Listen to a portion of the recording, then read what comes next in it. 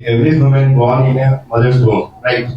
So whenever he comes out, he will take the first prana. It is called swasa. Okay? He will not go direct to any medicine, right?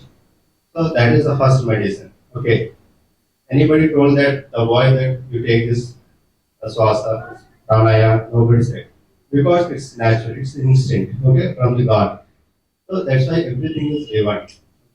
So holistic is whatever you do in your life, with attending yourself with your mind and soul, and everything in the perfect way. That is called holy. If it is not perfect, it's not holy. ఈ విషయం ఏంటంటే like మనిషి ఎప్పుడు హెల్దీగా ఉండాలి అంటే ఈ మనిషి హెల్దీగా ఉండాలంటే ఈ మనిషి ఎక్కడి నుంచి వచ్చిండు ఫస్ట్ మనం క్వశ్చన్ చేసుకోవాలి.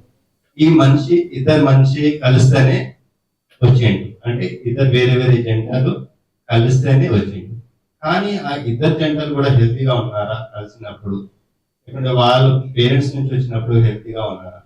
సో మంచిగా హెల్తీగా ఉన్న పేరెంట్స్ ద్వారా వచ్చిన పురుషుడి నుంచి వచ్చిన వీర్యం, స్త్రీ నుంచి వచ్చిన అండకండాలు అవన్నీ మంచిగా స్ట్రాంగ్ గా ఉన్నాయంటే వచ్చే వ్యక్తి ఈ భూమిలో చాలా హెల్తీగా ఉంటారు. మనము కొంచెం హిస్టరీలో వెళ్తే మన దేశంలో చాలా మంది హెల్తీగా ఉంటారు. ఫర్ ఎగ్జాంపుల్ ఇక్కడ ఉన్న చాలా మంది ఒక మంచి ఫైటర్ ధారా సింగ్ ని చూశారు. ఆయన మోర్ దెన్ 550 ఫైట్ చేశారు. ఒక్క ఫైట్ కూడా ఆయన ఓడిపోలేదు. వై? బికాస్ ఈ సో మచ్ హెల్తీ. మళ్ళా మీరు చెప్పిన ఒక విషయం గురువు. సో ఆయనకి దొరికిన గురువులు, ఆయనకి ఇచ్చిన శిక్ష, తల్లిదండ్రులు ఆయనకి అందినారు మంచి హెల్తీగా. సో అట్లా స్ట్రాంగ్ పర్సన్ మన భారతదేశంలో చాలా మంది ఉన్నారు.